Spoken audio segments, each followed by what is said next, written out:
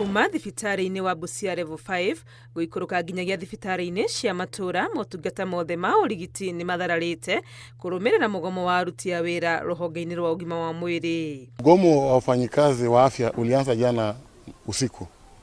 Sababu haswa wa mgomo huo ni kwamba kuna utepetefu ndani ya serikali ya bwana Mheshimiwa Gavana wa Busia County bwana Otuoma.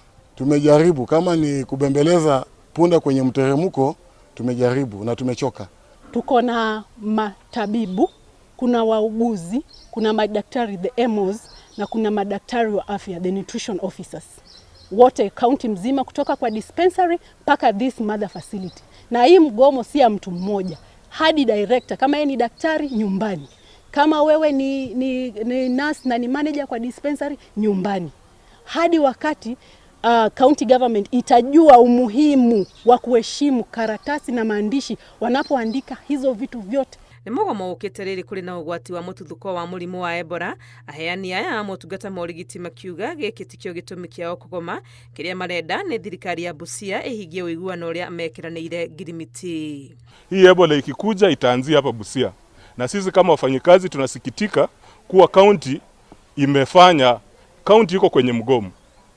County ndio ambayo imeenda kwenye mgomo. Sisi tunawafuata tu ili wote tuwe kwenye mgomo. Na tuko tayari hao wagonjwa wakija tuweze kuwashughulikia. Lakini tunasema kabla tushughulikie wagonjwa, sisi pia tushughulikiwe. To take advantage. This has been a journey. We started the journey back in 2022. We sat down with Dr. Otuoma, wrote an MOU which has not been honored until today. He said he will pay the salary arrears. He will make sure the healthcare workers are working in a good condition. He will make sure we have employment. Tangu aingia atuambia ameemploy watu wangapi. Hajawahi employ. Places of work zinakaa chafu. Wakati anafaa kulipa mshahara, kuna wakati hata tuligomea mshahara kwa hii county government ya sasa kwa sababu alikuwa halipi.